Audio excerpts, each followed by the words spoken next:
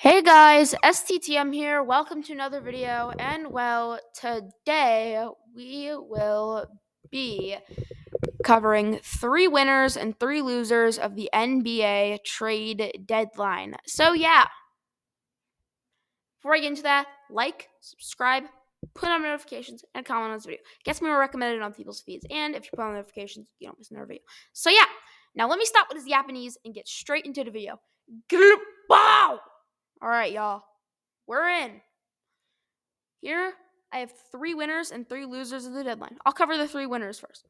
My first winner is a team I like to call the New York Knicks. Now, why they're a winner, I think they got some good pieces in return. They got Bojan Bogdanovic, Alec Burks. They finally got rid of Evan Fournier, which I think he deserved to be gone. Ever since he left Orlando, he wasn't really good or decent in general. So yeah, thank goodness that guy is gone. Also, before the trade deadline, like the trades before then, I liked how they got OG Anunoby and Precious Achua. Dante DiVincenzo's been balling out, which I'm just gonna say as minor detail. We got a lot of major. Got some new piece.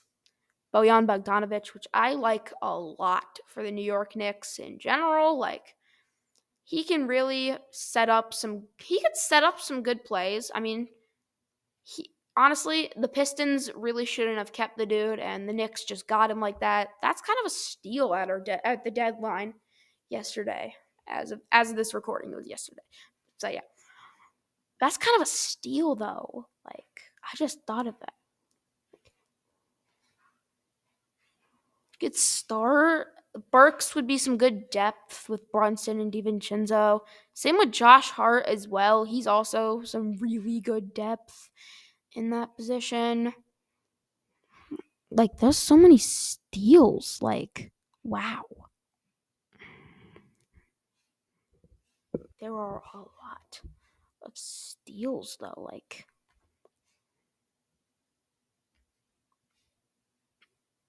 Wow. It's just amazing. It's just amazing in general. So yeah. Now, anyways, we're going to get into our next winning team, the Philadelphia 76ers. I think they won because they got somebody called Buddy Hield, an amazing shooter. Him and Tyrese Maxey could light up the absolute courts with their 3-point shooting. All right. Their 3-point shooting is amazing. Tyrese Maxey at the 3-point, as I can see, is 37.9. Isn't amazing, but he can hit some threes sometimes, though. So yeah, I mean, the shooting for Philly isn't really amazing by any means, but I like it overall. I like the acquisition of Buddy Hield, making it better. So yeah, Tyrese Maxey has 37.9, but that should go up, I think. He's a guard. He's a good guard, too. A very good guard. So yeah. What was that laugh? Oh, well. All right, anyways. The only thing I don't like is how they had to trade away Patrick Beverley. Patrick Beverley was actually doing all right as a backup for the Philadelphia 76ers. They're 5th in the West, too, so I don't know why they would want to grab Cameron Payne, who's absolutely washed at this point. He's closing the washing machine because of how washed he is, bro. How washed the dude is. So yeah. Next up, we have our final winner, the Utah Jazz. Now, this is barely a winner to me because as of this deadline, as of today, they're 26 and 27, holding the last spot of the play-in. But what I do like is Otto. Nah, just kidding. I don't like him. Hold on, I'm reaching for something. So yeah, sorry about that. The thing that carries my stats, my phone, just fell. So I'm really sorry that happened. So yeah, sorry you had to see me like reaching to get something. But yeah. Anyways, I overall think it's a great team. You got your best player, Lauri Markkanen, and also your second best player, which I think is somebody called Walker Kessler. So yeah. I don't know why people say like Colin Sexton. Colin Sexton's third, but I don't know why people consider Jordan Clarkson as the Jazz second best player. Very weird pick in my overall opinion. So yeah. All right. Next up, we got the first loser of the deadline, the Grizzlies.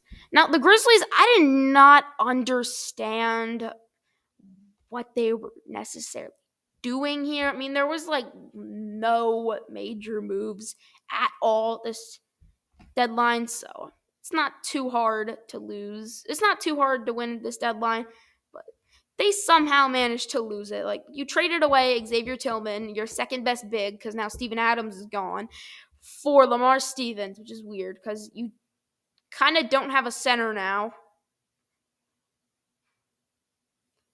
Jaren Jackson's a power forward. So now you don't really have a center. Your small forward scenario wasn't really that good. Bane and Moran are hurt, and they're not really doing anything about that necessarily.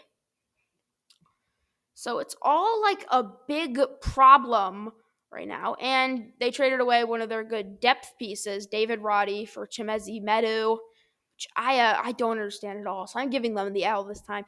Next up for losers at the trade deadline is a pretty losing team this season, the Washington Wizards. The Washington Wizards are bad, all right? Like, in the NBA, they are bad.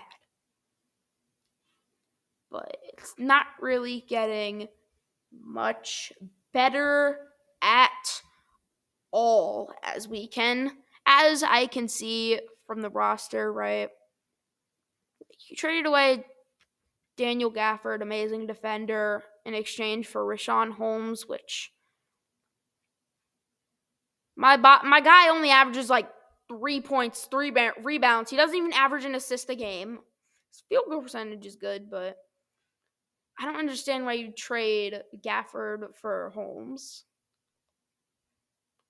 So there's a lot going wrong with the Wizards at that deadline. That was only one thing, but also as well, you can get some good capital if you actually trade like a Jordan Poole or a Kyle Kuzma, because like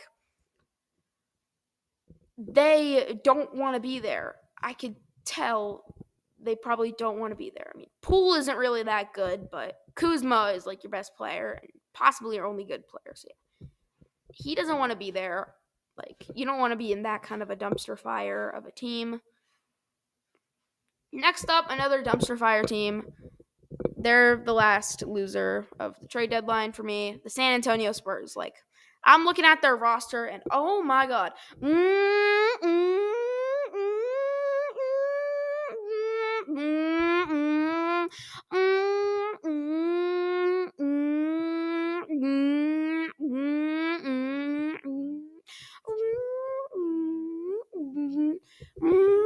Okay, let all the sirens go out if you want because of how bad that roster is. But yeah, that is just not a good roster at all. That roster stinks, bro. Ugh. I do not want to be the head coach of that.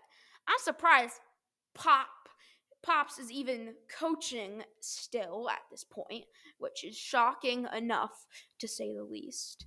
Also, fact that sometimes you have to play some of these players who really shouldn't be on any NBA team, period, is just bad enough. Like, hopefully they fix everything, but they actually did one thing good, and they cleared out $42 million by trading Doug McDermott. But Marcus Morris Sr. doesn't really do much.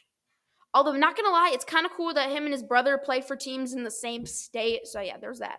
Now, anyways, STTM is out. See y'all next time. Road to 50 subs.